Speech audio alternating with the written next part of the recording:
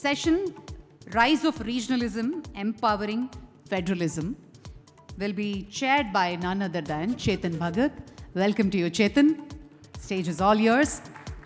And with all the ladies, Chetan, you're privileged. Why do you need federalism, yaar? Why do we need it, right? It's like an animal with 30 heads, you know?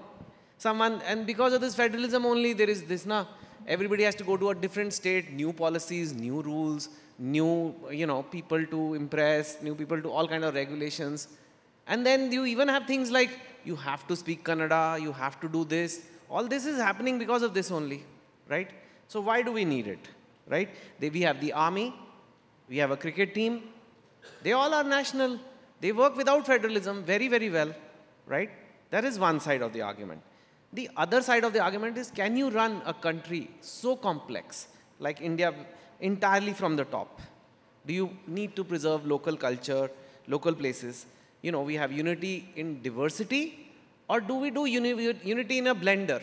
I compare it to, you want to eat fruit salad, or you want to have a fruit smoothie. Both are nice, or both are, like, you can have a choice.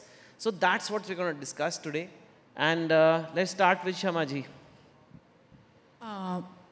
Chetan, federalism is about aspirations within aspirations. Let's go back to history. Let's go back in history, and we know that for Junagadh, it's a small little region near Gujarat. Sardar Vallabhbhai Patel put everything out there to make it part of India, not just because it's going to Pakistan, because it's part of Bharat.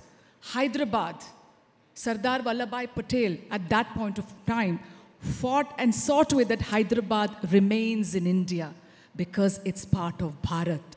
Bharat is a mosaic, and nobody, no leader will change that. We have had it for years. There is the Tamil culture. You have Assam on the other side. You have Kashmir. You have Gujarat, Punjab, Karnataka, Kerala, Madhya Pradesh. Everybody is different. But at the end, we are all part of Bharat. We have languages which are very precious. We have our culture. We have food habits. But at the end, I wouldn't say it's these things which connect. It is about being Bharat, one Bharat. And that cannot change. If we go back in history, all our saints, gurus, everybody, the ones from Bihar are different from Tamil Nadu. The ones from Kerala are different from Punjab. So we have had these different regions. We have had, initially it was called Madras. Got it. Shamaji, let me finish it. So what I'm trying to say is, nobody can come and tell us one shoe fits all. Okay. Tawang is part of India, just as Chennai is, just as Srinagar is. And we are all different, I agree. But at the end of the day, one shoe can't fit the whole size. It cannot be one nation, one election. It cannot be one religion, and it cannot be one language. Okay, Lalita ji, madam is saying one shoe doesn't fit all. Abhi CM sir came, he said, "Kaam nahi karne de rahe." How does it work with the BJP? What is BJP's view on this? At the first instance, I would want to tell that Ativrushti, Anavrushti, both of them do not stand for the prospect of this nation.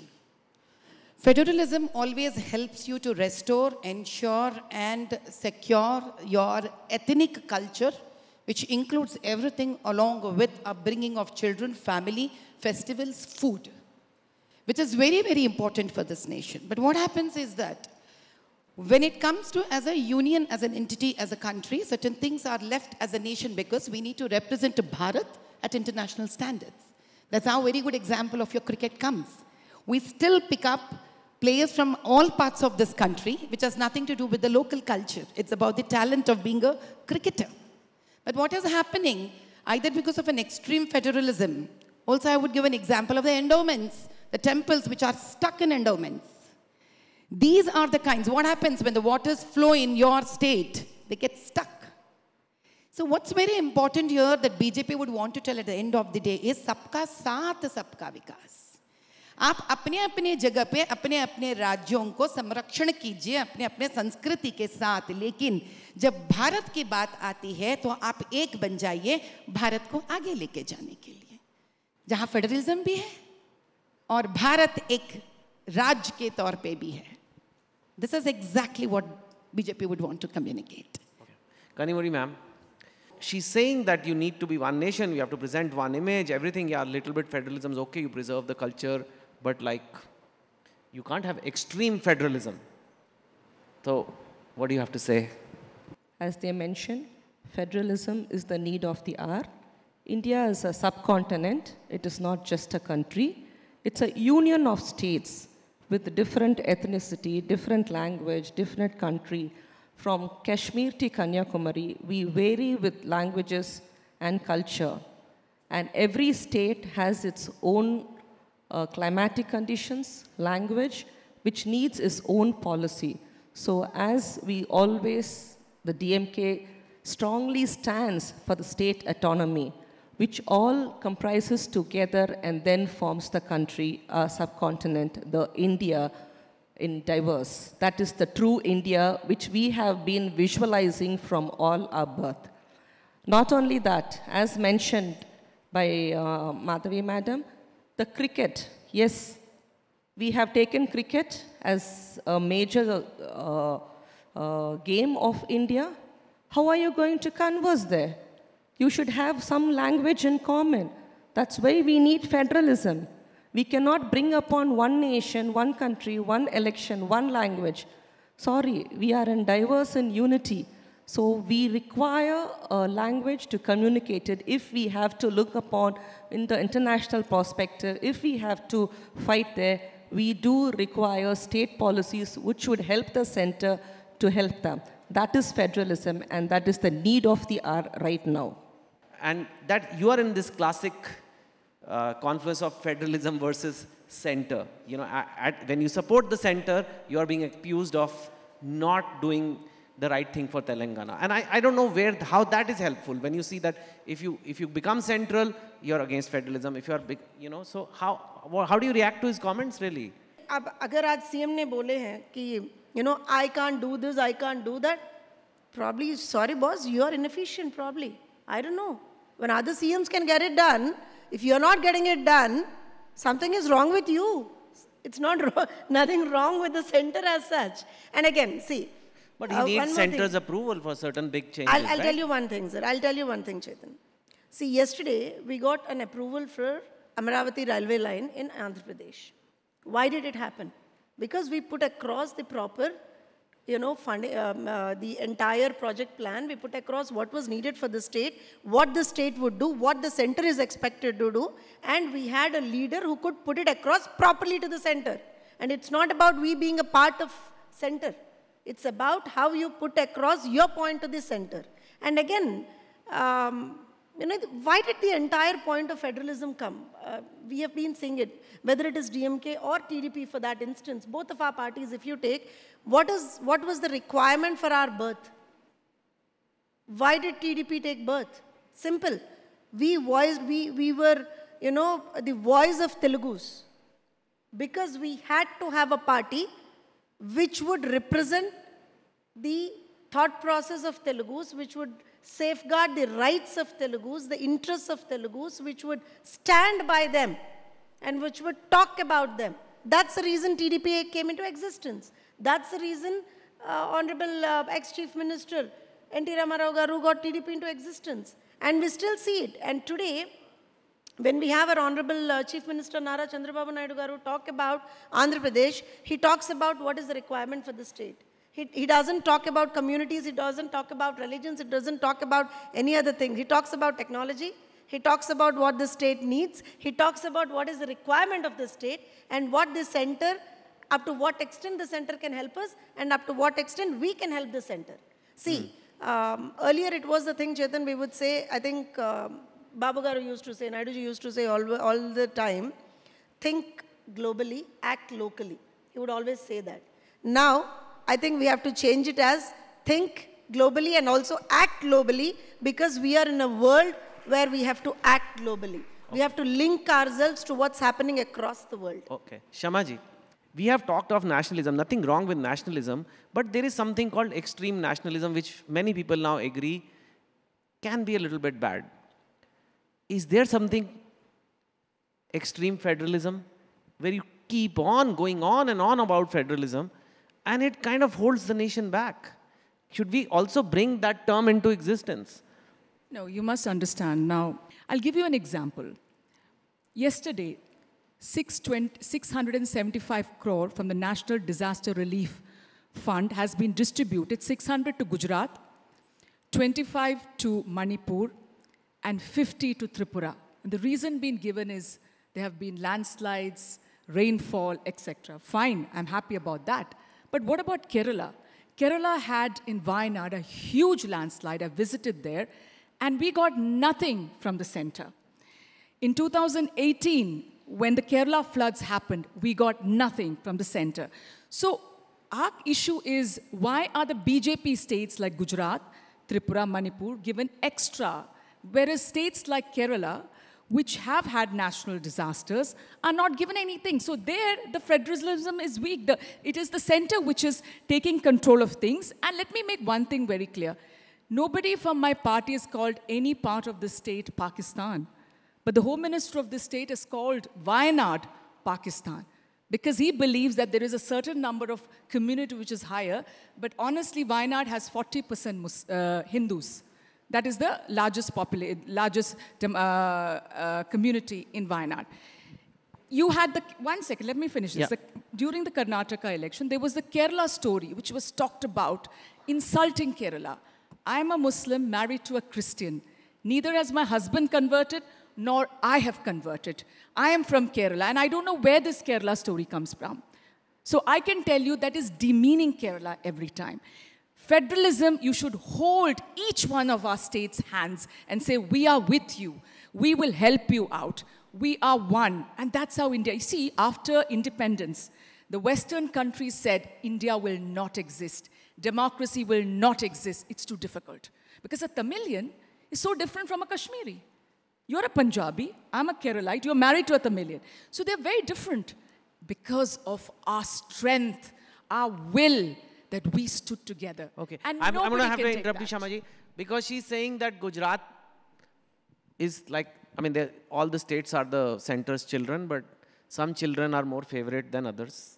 And the double engine children are more favorite. Is that an accusation which has any basis, or is it not have any basis, or is it like to be expected कि double engine है तो थोड़ा तो प्यार होगा ही? Before I could answer her, I have a small answer to be given to my adjacent, to my fraternity sister, that please tell me how many women in DMK's family have come out to show the equality for women, prosperity to women. Sati is a very long back thing that has gone, dead gone days. Now I come to one more point. Now tell me in what federalism, power and strength, West Bengal is not able to solve the death of a girl. All federalism is open to them to solve the problem. It is not being solved, it is being dragged. I come up to one more problem, issue in our own Telangana. Temples behind temples, endowments come under the state government. They're being vandalized. We are waiting for the state to give us justice. People come from Bombay, with whatever the name they come from an Islamic name. My point is not towards Muslims, but people who are vandalizing our temples. There is a case on him twice for vandalizing temples. They come here, 140 people, continuously. We come up with the names. We come up with the hotels that are conducting Jamaats. They pick up people like us who sit with the right of constitution to sit on dharna. Third point, what is Hydra? When poor Muslim and Hindu, Dalit families are being demolished their houses, there is no say. All federalism, thanks. There's no one to come out. Here we have to raise voice requesting center, please come down to help us. Please come down to help us. Why? All federalism is left for the people to take a decision. In my own old city constituency, there are madrasas where children can get enough food, cloth under Article 32A. They can all be given CBSE and state government permissions to get educated. What's happening? Why the madrasas still hold to just go through the only religious education? Where would the bread and butter come for those children? In my same constituency. Ma'am, we don't have time. Okay, I have to get to the... Okay. I know. I just want to reply. 2 10 things. seconds. 1 second only. Okay. One is UP has enough and more madrasas. Tell Yogi to take care of it. Number 2 is, in the last 10 years, we are hearing Guspetia. How do these Guspetias, according to them, come? From outside. Who is in charge of the BSF? The Home Ministry. So why don't you ask Mr. Amit Shah, why are these people coming? How are they coming? Okay. It is not the other opposition party.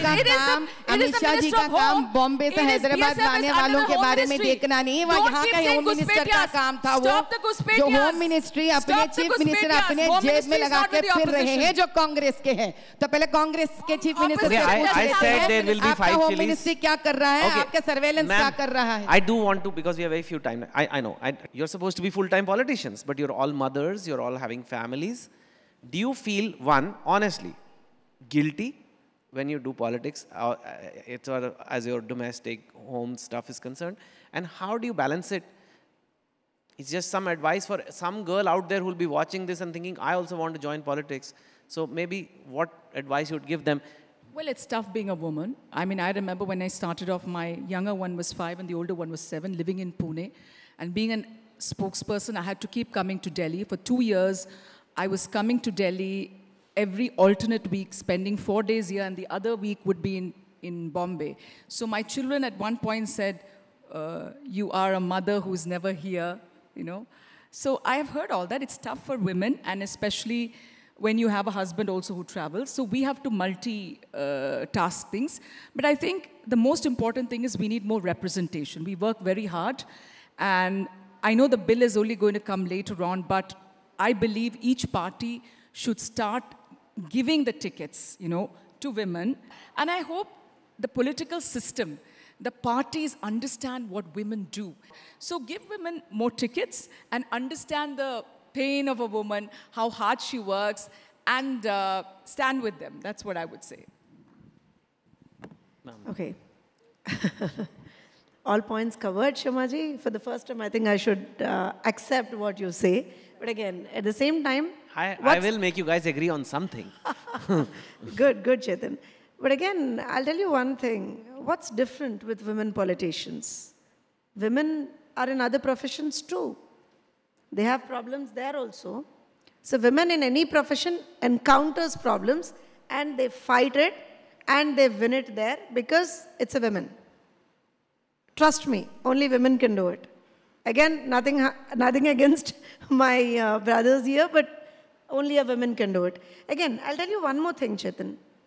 The major problem any woman in politics faces is acceptance of leadership.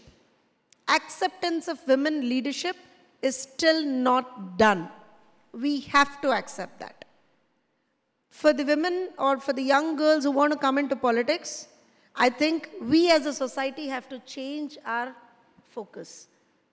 See, I'm glad ABP today has a session with 4 women out here, recognizing us as the leaders and voice of our parties, whether it is BJP or Congress or DMK or TDP. ABP has recognized 4 women spokespersons, put them out here, voice out for your party. So I think this is an acceptance of women leadership. Once you have the women leadership accepted, definitely things will change for women politicians as well. Okay, ma'am. See, me being a member of parliament, I'm still a practicing gynecologist. I'm a spokesperson. I'm a mother of 2. I'm able to juggle behind all these things. How? How? Because we think tangentially. Men think one at a time. That is the problem. You can do only one at a time. We think tangentially in all parallels. So that's the way we have to keep moving. So for the young girls also, yes, we can all come into politics, but educate yourself, that which nobody can take from you, and that will give you a place on the stage, is what is the message which have to be conveyed to the youngsters who's looking at this.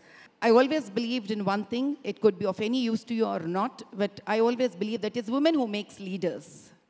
Even Shivaji also was made only by mother. So it's very important that I felt that women is such a superpower that she only can give good leaders to this country or to the world.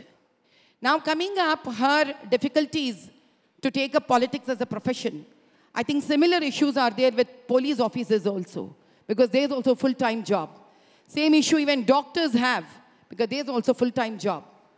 What is very important that all of us have to understand that women have to come together to become as one fraternity, stand up for themselves. That's only speak up for our own selves, which is very, very important. Thank you. Okay. Okay. I think we went over time a little bit, but it was totally worth it. We had some great insights from all of you, and we managed to agree on something, at least in the end. Thank you so much. Thank you. Thank you. Thank you, ladies. Thank you very much. I invite Mr. Rakesh Kumar, National Sales Director, ABP Network, to please come up and felicitate all the dynamic ladies. That was indeed a very interesting session on the rise of regionalism. Thank you so much.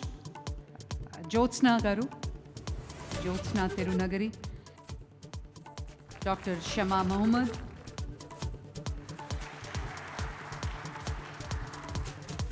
yes, Madam.